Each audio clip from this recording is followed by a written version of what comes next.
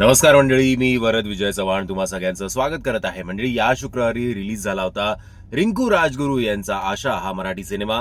फक्त आत्ता जरा 4-5 दिवसानंतर मी याचा रिव्ह्यू करू शकतोय का, कारण वीकेंडला माझं नवीन मराठी नाटक भ्रमाचा भोपळा या नाटकाचे प्रयोग चालू असतात. तो त्या नाटकाला आवर्जून या. आता येतो या विषयावर.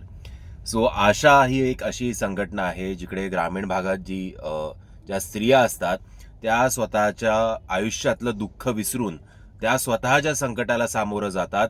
त्या सगळ्या गोष्टी बाजूला ठेवून ग्रामीण किंवा त्या भागातल्या महिलांना कसं ते त्यांच्या आरोग्याविषयी किंवा इतर सगळ्या गोष्टींबद्दल जागरूक करतात, याच्यावर आधारित हा सिनेमा आहे. अशीच आशा नावाची एक संघटना आहे. त्याच्यात मालती नावाची मुलगी म्हणजेच रिंकू राजगुरू या काम करत असतात. त्यांचं स्वतःचं लग्न झालेलं असतं. नवऱ्याचा नो डाऊट त्यांना खूप सपोर्ट असतो. नवरा म्हणजेच अंकित कामत, निलेश त्यांच्या कॅरेक्टरचं नाव. नवरा नो डाऊट सपोर्ट करतो, पण सासू सासऱ्याचं मात्र तेवढा या गोष्टीला सपोर्ट नसतो की मुलींनी घराबाहेर पडून या सगळ्या गोष्टी कराव्यात. पण तरी सुद्धा तिच्या कॅरेक्टरच्या स्वभावामुळे का होईना या सगळ्या गोष्टींना बाजूला ठेवून या सगळ्या गोष्टींच्या विरोधात जाऊन तिला जे वाटतं ते आपली मालती करत असते.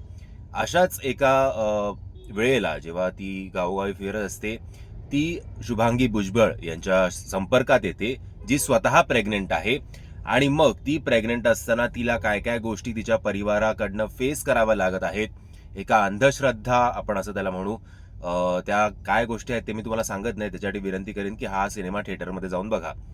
सो रिंकूच्या मदतीने शुभांगी यांचं कॅरेक्टर त्या परिवाराची जी काही श्रद्धा आहे किंवा अंधश्रद्धा आहे, अंधश्रद्धाच, त्याच्यातनं बाहेर पडणार का याच्यावर आधारित ही संपूर्ण कथा आहे.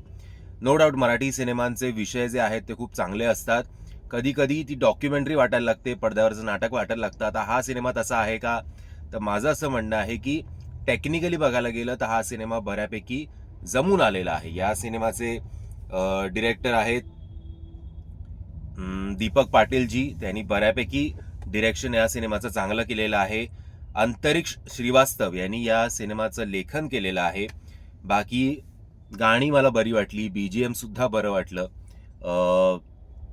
अभिनयाचं बोलायला गेलं तर रिंकू राजगुरू यांचं आर्चीचं जे कॅरेक्टर होतं अगदी त्या प्रकारे नाही आहे, पण हे कॅरेक्टर सुद्धा फटकळ आहे. जसं मी मगाशी तुम्हाला म्हटलं की घरच्यांच्या विरोधात जाऊन सुद्धा सासरकडच्या लोकांच्या विरोधात जाऊन सुद्धा तिला जे हवं आहे ते ती करते. बट आता त्या कॅरेक्टरमध्ये जास्त मॅच्युरिटी आहे, जे रिंकू राजगुरू यांच्या कॅरेक्टरायझेशनमध्ये नक्कीच दिसतं.